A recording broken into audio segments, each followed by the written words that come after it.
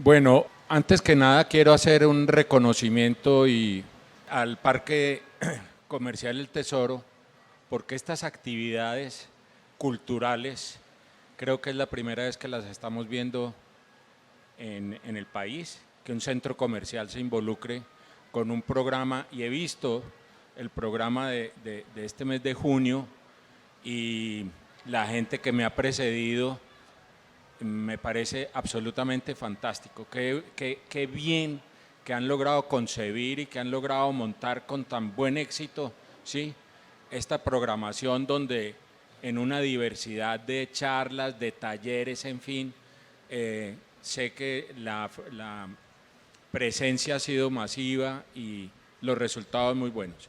La semana pasada estuve en la charla de Jaime Abello sobre Gabo y en la charla de Roca sobre Gómez Erazo, y bueno, gente toda que me ha precedido, que me siento muy orgulloso de estar en un grupo de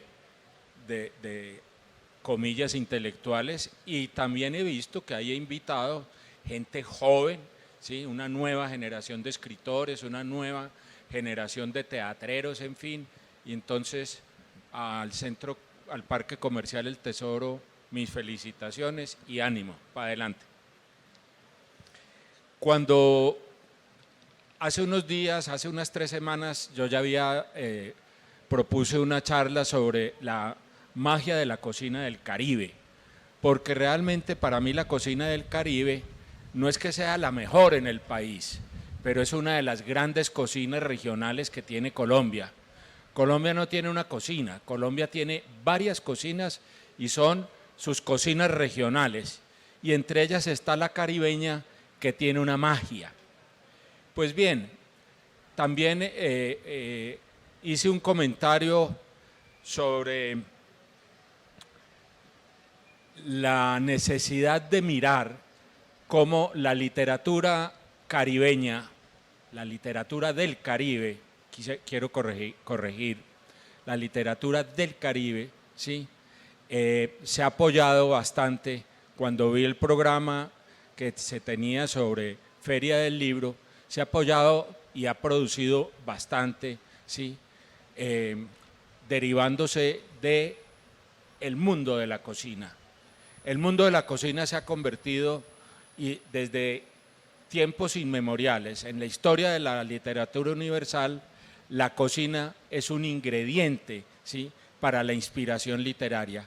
Y fue por eso que propuse esta charla en esos términos, ¿sí?, la cocina como ingrediente de la literatura del Caribe colombiano. Y vamos a ver ahora el porqué. Antes de llegar a ese punto y a ese tema específicamente, quiero comentar varias cosas. Primero, ¿qué es para mí cocina? ¿Sí?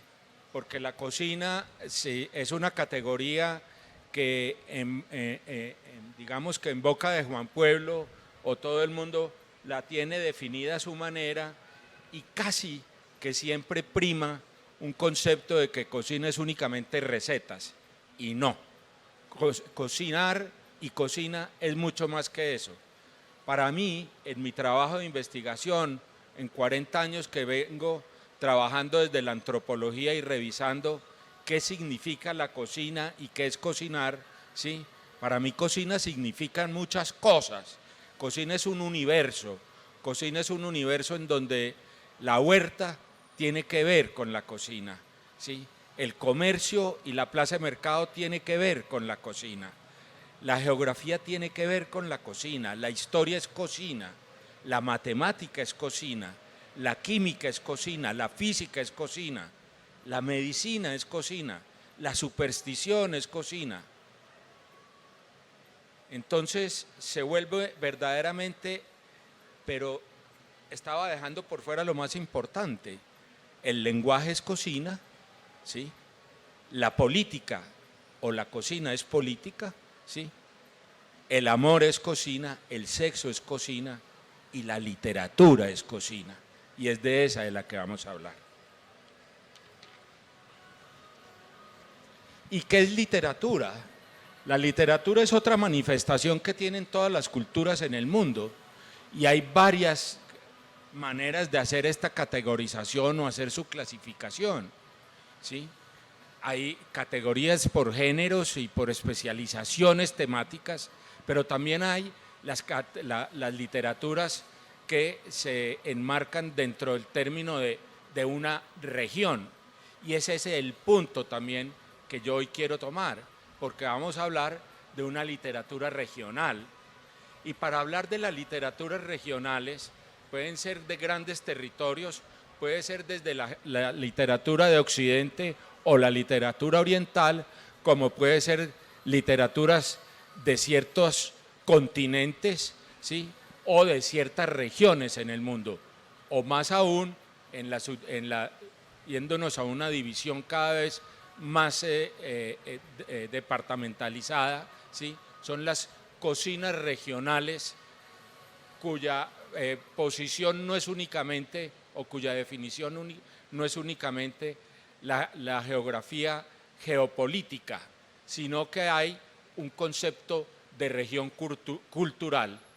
Y es esa región la que yo quiero tocar hoy también, la región cultural del Caribe colombiano, que viene de una región Caribe más grande, de una región Caribe que está, digamos, absorbe o cubre desde México, ¿sí? Las Antillas Mayores, las Antillas Menores, en fin.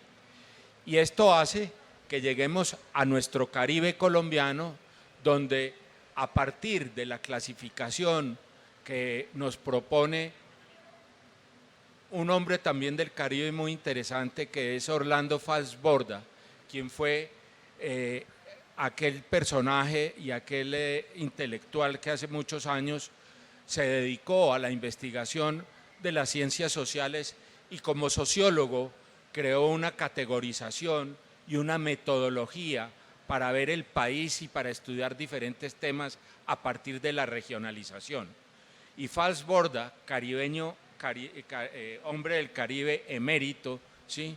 Es quien nos propone entonces mirar a Colombia en muchos de nuestros temas, ¿sí? A partir de 5 o de 6 grandes regiones. Las cocinas regionales, en el caso de lo culinario, son 6 en Colombia. Hay una cocina del Pacífico, hay una cocina de la Amazonía, hay una cocina de los llanos orientales, hay una cocina andina, en donde está Cundiboyacá, está la zona del eje cafetero, está la cocina de los Santanderes, como le dice ahora, reconocimiento al amigo que se me acercó para que le mandara un saludo a su gente de Santander, ¿sí? Y está la cocina del Caribe. Entonces, no pensemos en las cocinas desde la óptica político-administrativa. Colombia no tiene, por tener 32 departamentos, no tiene 32 cocinas. No, la cocina del Caribe está conformada por aquella cocina de La Guajira, por aquella cocina del Magdalena, por aquella cocina del Atlántico, por aquella cocina del Gran Bolívar, que es toda esa costa del litoral, ¿sí? Pero está también la costa sabanera, están las sabanas de Sucre, las sabanas de Córdoba y está la cocina del Cesar. Y allí, esta región que tiene unas características geográficas bien importantes, porque hay de todo, hay desierto, ¿sí? Hay litorales, están esas hermosas sabanas de Córdoba y Sucre, está la Sierra Nevada de Santa Marta y toda esa región del Cesar y de Valledupar, una región única en el mundo, ¿sí?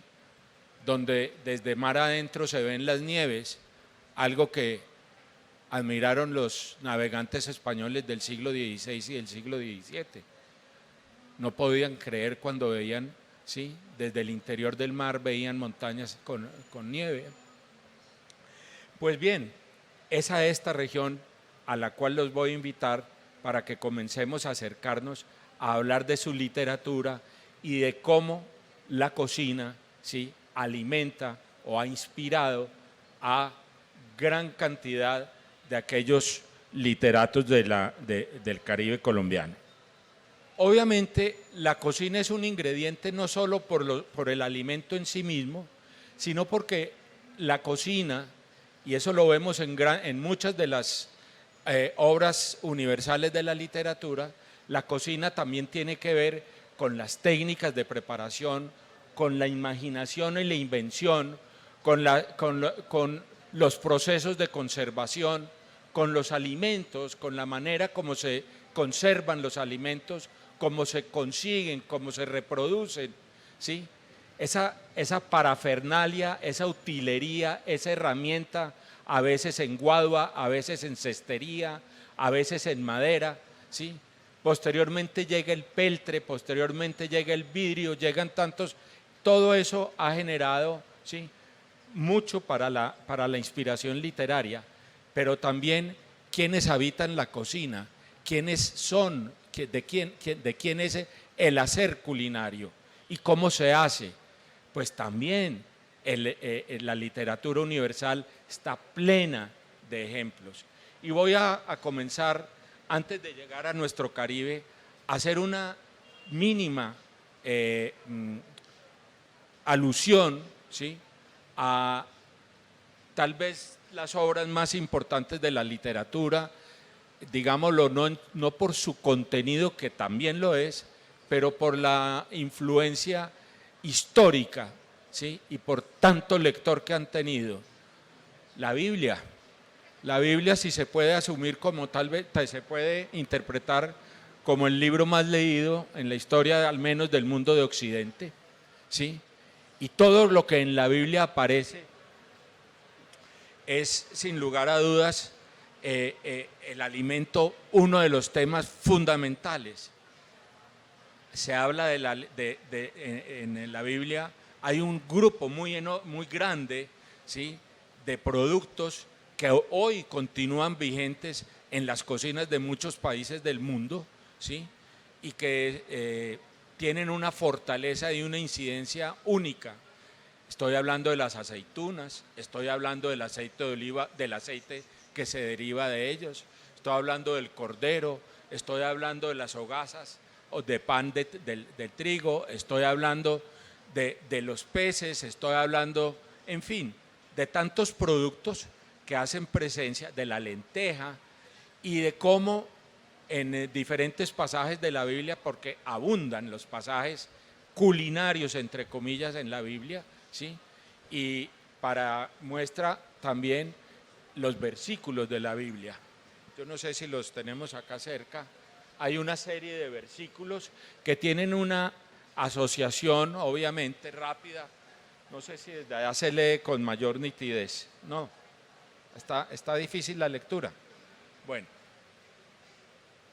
yo había traído aquí una serie de versículos de la Biblia, pero no hay necesidad de que nos quedemos en ello. Voy a avanzar y voy a ir a un texto también muy importante, pero ya de la cultura oriental, ¿sí?, y es exactamente Las Mil y Una Noches. Las Mil y Una Noches es otro de las grandes, no tiene autor, es anónimo, sus traductores sí son muchos, los comentarios y los especialistas alrededor de Las Mil y Una Noches son de diferentes escuelas conceptuales con respecto a lo que su pensamiento sobre la literatura, ¿sí?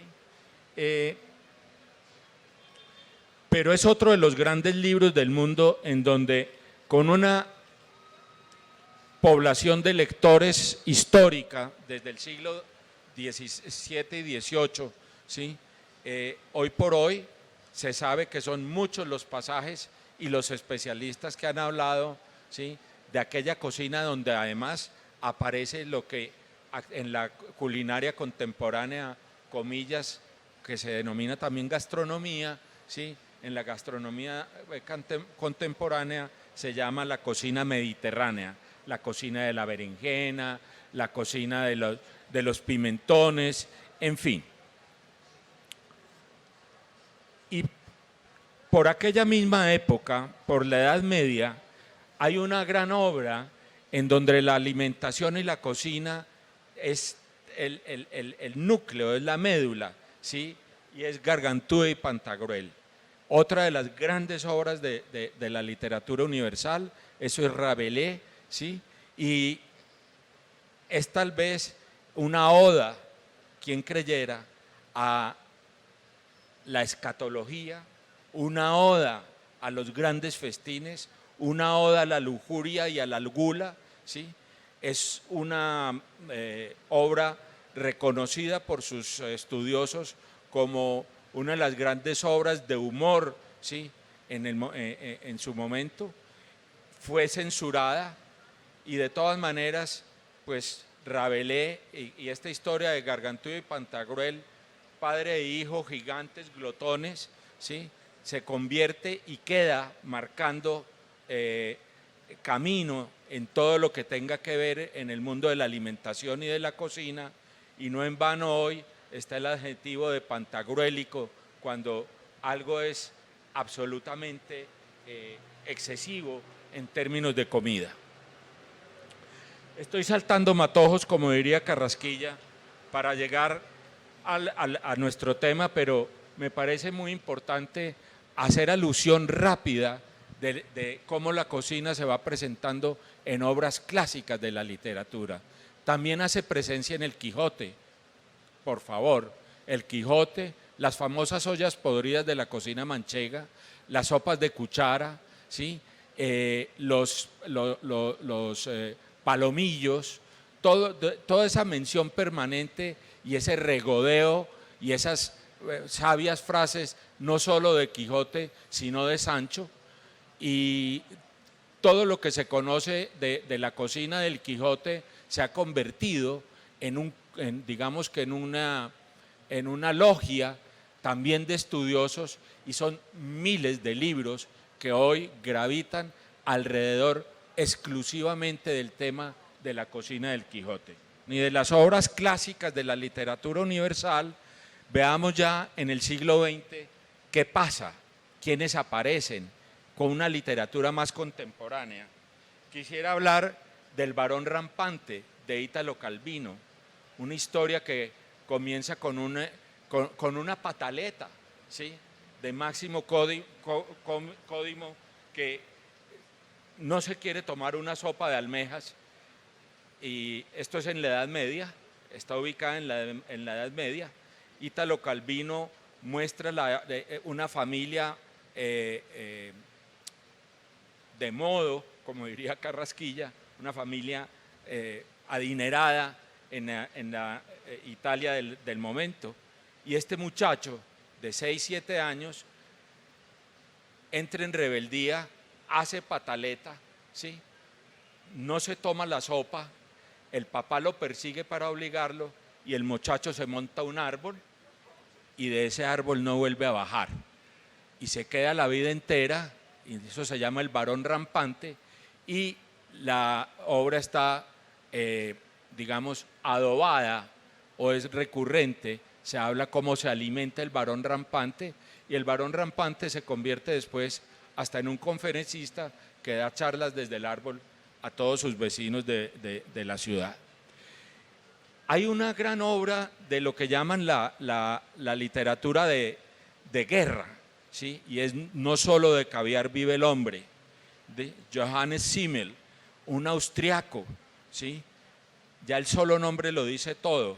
Él hace la novela con un personaje, un banquero inglés, Thomas Leven, el banquero más joven que existía en Londres durante la Segunda Guerra Mundial, quien viviendo en un penthouse y siendo aficionado a la cocina, logra infiltrarse en los cuerpos de espionaje de los rusos, los ingleses, los franceses y los norteamericanos, y esta novela está llena de minutas, de menús y de lo que él prepara para invitar a su gente, a quienes termina engañando y se logra llevar todo ese oro para Sudáfrica.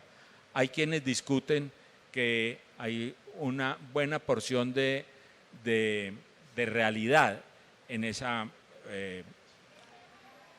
novela de No solo de caviar vive el hombre. Y una de las más grandes novelas de la historia contemporánea también tiene que ver con la cocina, ¿Qué tal no traer a cuento, sí, En busca del tiempo perdido, de Marcel Proust? ¿Sí? Ya sabemos, es una permanente, digamos, referencia al mundo de lo culinario. Y hay una memoria, hay algo muy importante.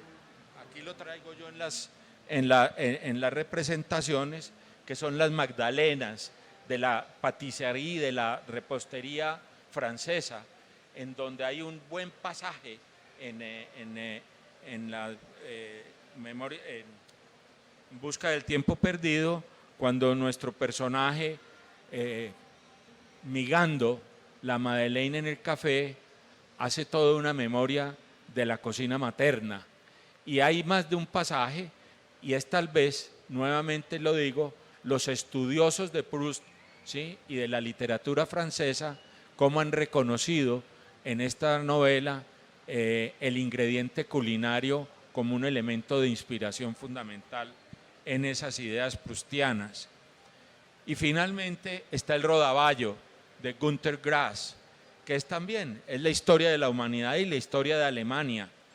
Y todo comienza, eso es también de un realismo mágico como el de García Márquez, porque es un hombre que pescando logra sacar un pez, el rodaballo, que es muy parecido bueno, hay rodaballo también en el mar Caribe, me dicen que ya también hay rodaballo, ¿sí?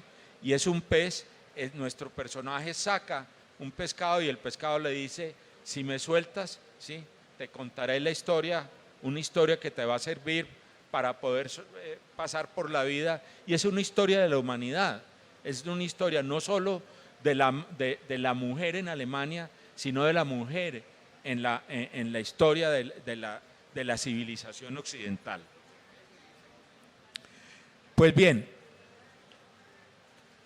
para hablar de la literatura del Caribe, ¿sí?, he traído todos estos ejemplos porque los personajes que hacen literatura y que han hecho literatura en el Caribe, y sobre todo esta literatura contemporánea, serían innumerables. Es decir, si yo me pongo a hacer ahora la lista, pero quisiera decir, hay dos grandes grupos que se conforman, y es el Túnel en Montería, que tiene una larga trayectoria y siguen hoy haciendo muy buenos trabajos.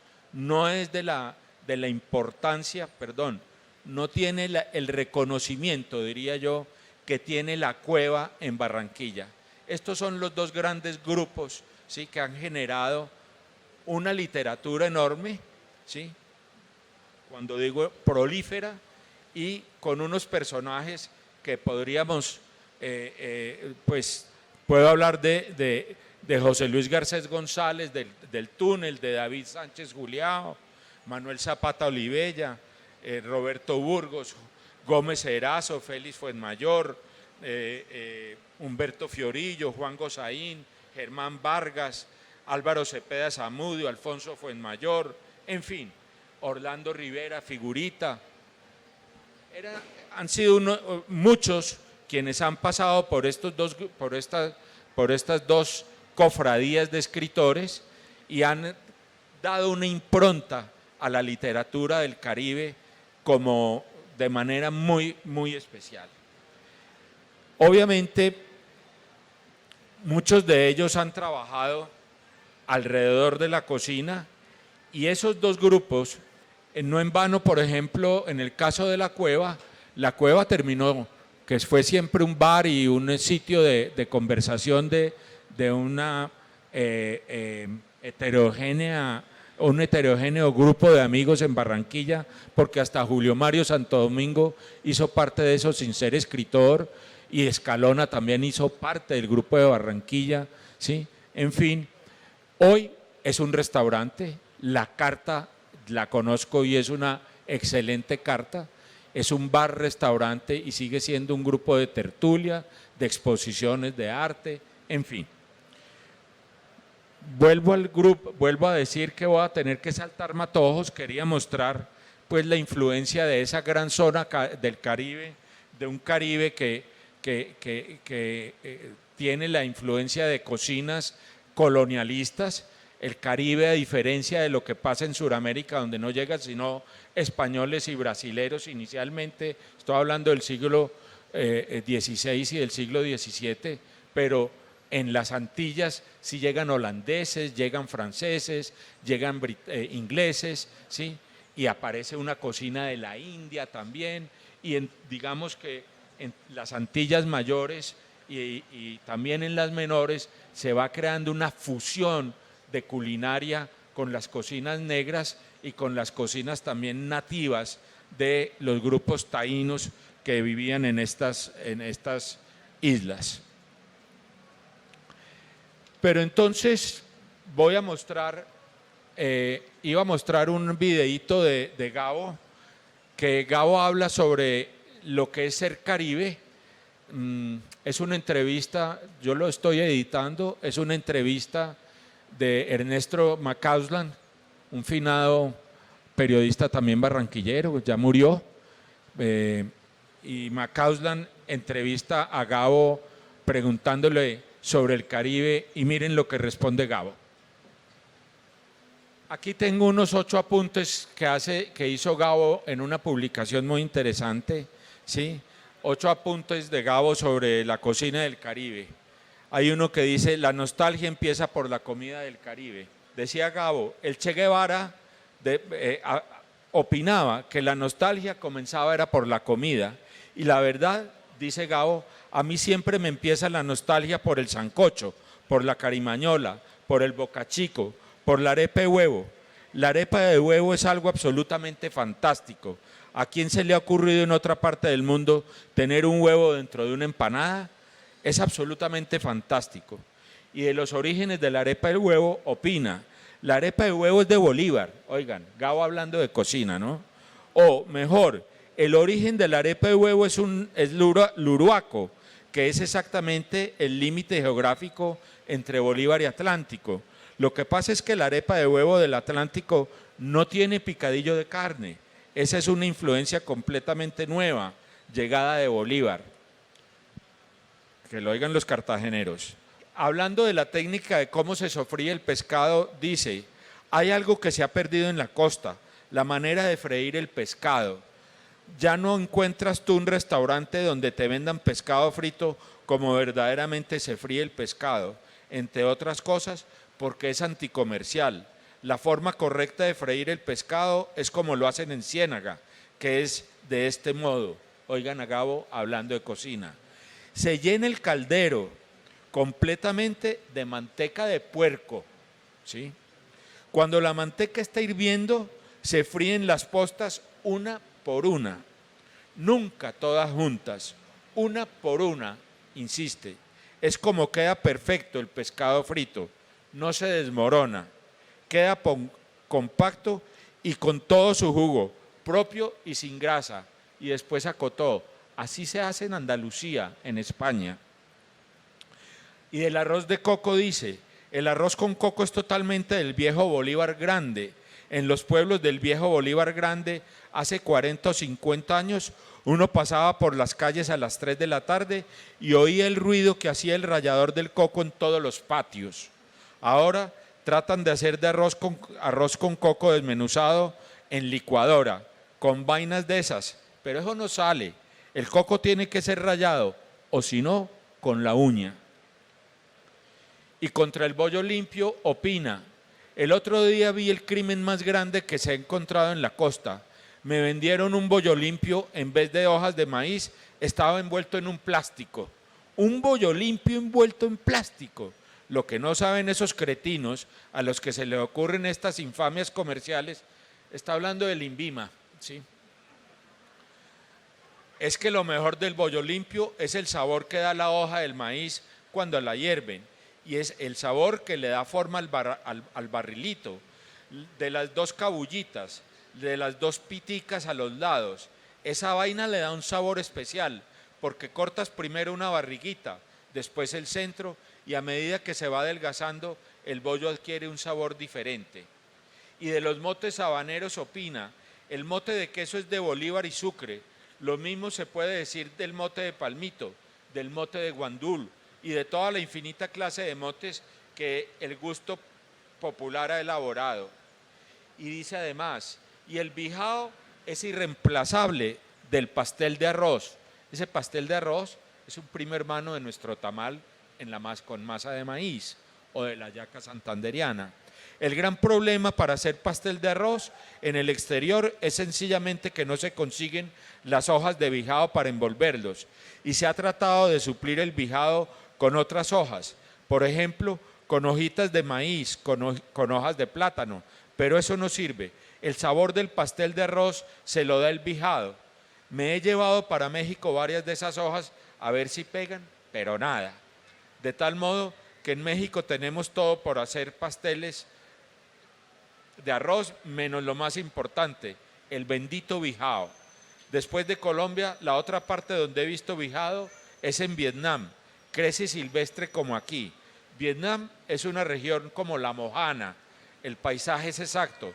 Son unas ciénagas de arrozales inmensos y en ellos crece el bijao. Y de la arepuela, frita con anís en grano o pina, en el Magdalena no existía la arepa de huevo. En el Magdalena, sobre todo en la región que hoy es La Guajira, existía lo que se llamaba la arepuela, que es la arepa frita con anís en grano y el hoyito ese por donde se le mete la varilla para sacarla del caldero. Hizo referencia a 8 más o menos preparaciones muy populares. Pero hay algo final. Quiero traer a cuento un muchacho que está trabajando, tipo joven, se llama Orlando Oliveros Acosta. Él hizo un lindo texto, ¿sí?, sobre la vida secreta de los pescados fritos en Gabriel García Márquez, una crónica sobre el pescado, ¿sí?, y su significado oculto en la obra de Gabo. Y mire lo que dice. Cuando Gabriel García Márquez conoció por primera vez el hielo, lo que en realidad vio fueron pescados congelados. Eran pargos que llegaban de Aracataca en el tren de las 11 de la mañana. La United Fruit Company los encargaba desde Santa Marta junto con otros alimentos exóticos como aceitunas griegas, jamones de Galicia y manzanas californianas envueltas en papel de seda. Gabriel tendría entre 5 y 6 años de edad el día en que su abuelo, el coronel Nicolás Márquez, lo llevó hasta el comisariato de la compañía bananera y le hizo poner las manos sobre uno de esos peces petrificados. En un pueblo donde todavía no existía el congelador, el frío excesivo era confundido con el calor. El niño creyó que le ardían las manos. Sentí que estaba hirviendo, dice García Márquez años después. Pensé inclusive que me había quemado porque esa intensidad de hielo de Naracataca era imposible que yo la conociera. La experiencia con los pargos congelados inspiró el comienzo de 100 años de soledad. 28 palabras en las que un coronel liberal de la Guerra de los 1000 días evoca la tarde en que su padre paga a unos gitanos para que él pueda tocar un gigantesco bloque de hielo. Los lectores obsesivos de Gabo, o los gabófilos, como les llaman ahora, saben de sobra este dato. Es posible que hasta repita de memoria el párrafo inicial de la novela como una canción popular que nunca pasa de moda. Lo que tal vez ignoran es que en ese pez enhielado de 1933, tan frío que parecía envuelto en brasas, comenzaba la vida secreta de los pescados fritos de García Márquez. En su autobiografía, Vivir para contarla, Gabo escribe que el primer libro que leyó fue una edición descuadernada y sin censura de Las 1001 noches, que encontró en un arcón polvoriento de la casa de sus abuelos, genios encerrados en lámparas mágicas, cuevas llenas de tesoros, alfombras que vuelan por los aires. Entre aquel mundo fascinante hubo una historia que siempre citó complacido en sus conversaciones con otros periodistas, las del pescador que promete a su vecina regalarle el primer pescado que coja si le presta un plomo para su atarraya. Luego de que el hombre cumple su promesa, la mujer se dirige hacia la cocina dispuesta a preparar el almuerzo. Entonces encuentra en el vientre del animal un diamante del tamaño de una almendra. Al final, el plato que prepara es pescado frito. La obra narrativa de García Márquez es rica en fósforo, que es, según cuentan los adultos a sus hijos, el elemento químico de los peces. El lector lo descubre en la hojarasca, cuando un personaje llamado Abraham se zambulle en un río para atrapar peces con una navaja y sacarlos del agua dentro de un sombrero, o en la industria de collares de vértebras de pescado que funda en vano Amaranta Úrsula en 100 años de soledad. A veces el fósforo corre 4 espacios hacia la izquierda en la tabla periódica de los elementos y es reemplazado por el oro. En cuanto a Gabo, introduce los famosos pescaditos que el coronel Aureliano Buendía fabrica en su taller de platería. Sin embargo, toda esta fauna acuática, lo que más destaca es la comida. Pescados servidos con arroz blancos, que son el amor en los tiempos del cólera, el almuerzo habitual de Florentino Ariza, después de aceptar un empleo en la Compañía Fluvial del Caribe. Pescado y carne con banano, el tridente que ordena Úrsula y Guarán en su cocina cuando el tren de Macondo anuncia la llegada de nuevos forasteros al mediodía. Incluso el pescado crudo, ese que sabe a chontaduro viscoso y que come el marino Luis Alejandro Velasco para saciar su hambre de 7 días en el relato de un naufrago. Están los pescados por toda parte en la obra de Gabo. Pues hay mucho más para leer, el tiempo se me pasó sin darme cuenta. Aquí tengo muchos referentes de la cocina en la obra de Gabo, ¿sí? Pero antes de terminar con esto de esta manera tan abrupta, no lo digo, sino porque me lo habían advertido, me quedó mucho por traer a cuento, pero voy a hacer un homenaje para mí al decano de la cocina del Caribe en Colombia, es Lácides Moreno Blanco. El viejo Lácides se nos fue hace 5 años. Lácides, como buen escritor, no lo era como Gabo, pero como cocinero Gabo nunca hubiera alcanzado a Lácides Moreno Blanco. Lácides Moreno Blanco, para aquellos que frisan la edad que yo también friso, era una simbiosis de Fernandelli Borges, era un Mefistófeles con una gran creación en sus palabras, y si hablar con Lácides era un placer, ¿sí? era mucho más, ¿sí? leer sus textos. Conversaciones junto al fogón es un libro que les recomiendo de Lácides. Este fue el último video que se hizo, perdón, dame un poquitico de... Este es el último video que se hace de Lácides Moreno, ¿sí? Y con esto termino diciéndoles a ustedes muchas gracias. Un día pero un minuto. se suscitó en la mesa una polémica porque los plátanos no habían quedado bien, según mi papá. Esto ya sale dulce, es que esto ya sale dulce. Me vine a echar vaina un costeño hablando de plátano.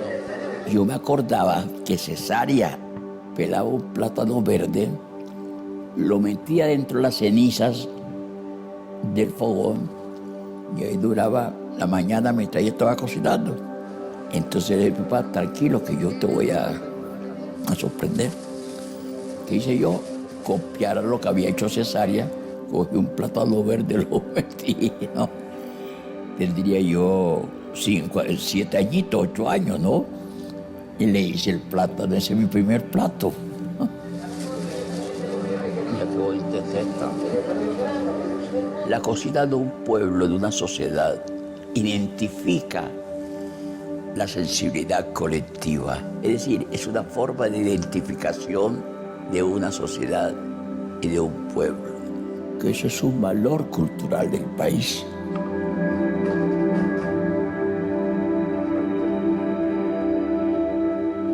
Esa idea de recoger las recetas a punto de desaparición es un gesto comparable al que hacen hoy los ecólogos, por ejemplo, en la conservación de las especies. Cuchuco de trigo,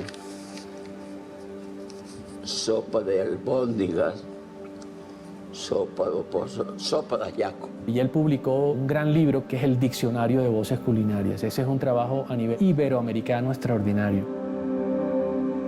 La cantidad de publicaciones que él tiene en revistas de circulación nacional, en libros, ese diccionario es expresión de rigor académico. No es solamente el tema de la culinaria, la cultura de la alimentación y la cocina es un tema antropológico muy importante, pero es un tema de identidad nacional y es un tema también de soberanía nacional. Su estudio, su análisis, su aprecio es enorme. La cocina nuestra no se hizo de un día para otro. Es el proceso de 400 años. Quiero aprovechar para agradecer muy sinceramente al Ministerio de Cultura. Han querido estimular y recompensar tal vez a una persona que ha hecho todo por una devoción hacia valores de su país. Me va a hacer plato que a mí me gusta. ¿Cuál es? Me haces una carnecita molida, me haces un arrocito blanco, me haces unas tajaditas de plátano maduro y un huevito. Eso, nada más eso, con una condición. ¿Cuál es la condición? Que estén bien hechos. Esa era la receta del ácido, arroz, carne en polvo, tajada madura y huevo. Pero el más sibarita y el más gastrónomo, el mejor gastrónomo de Colombia era el Ácides Moreno Blanco.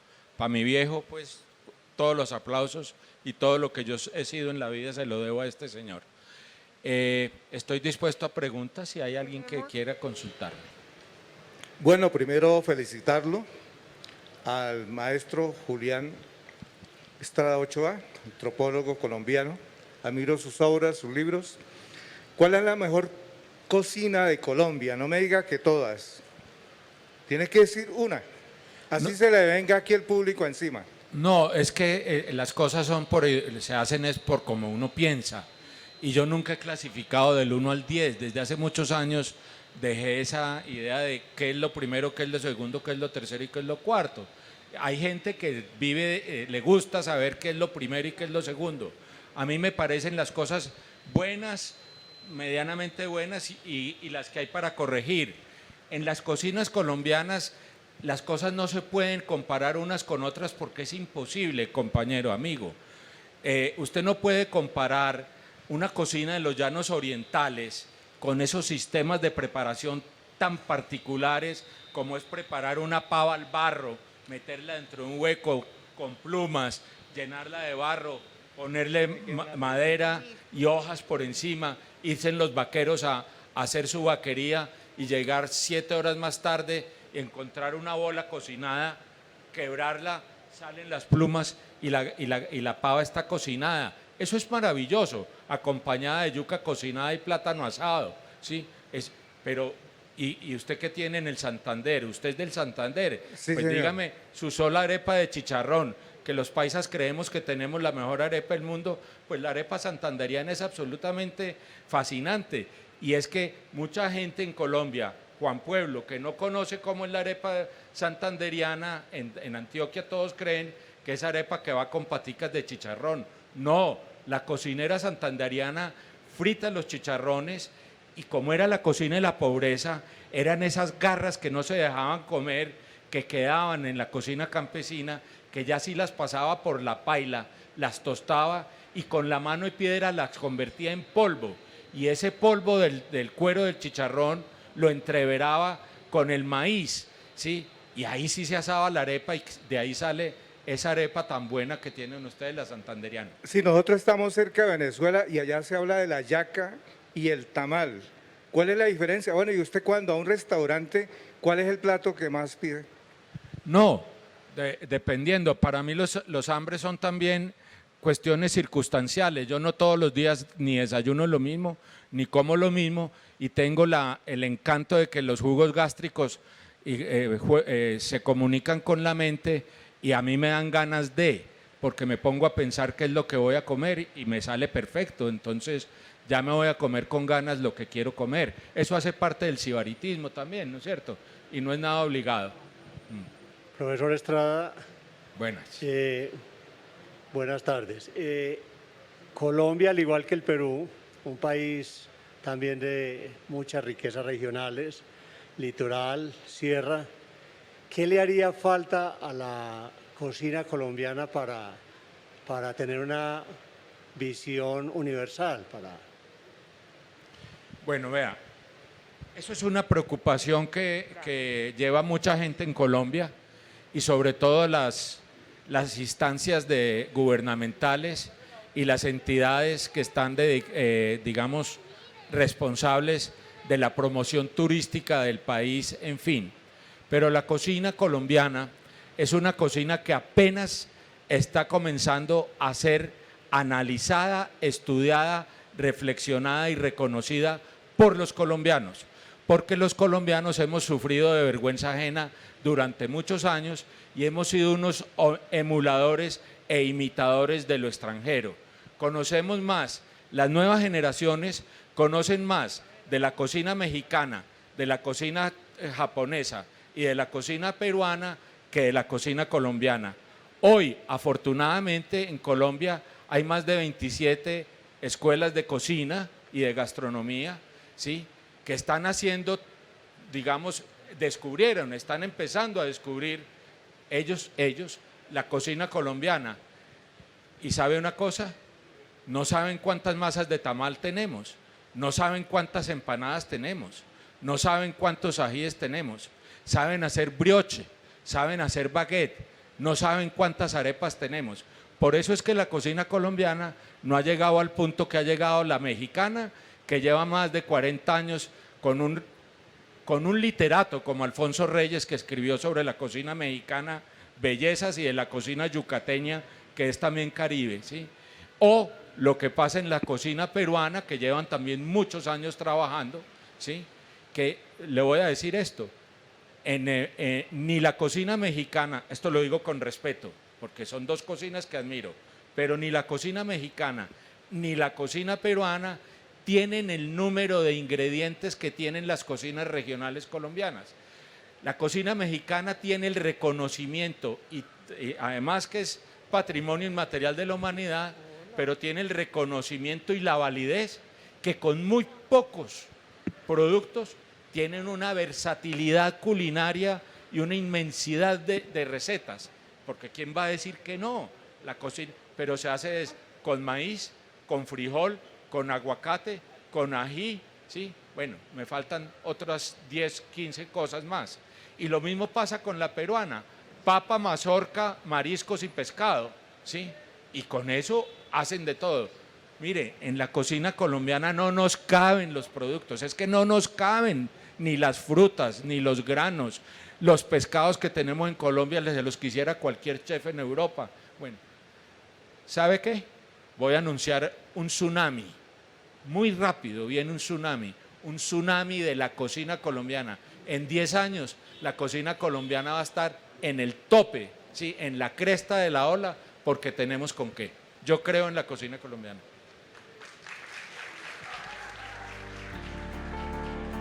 El tesoro es tu casa.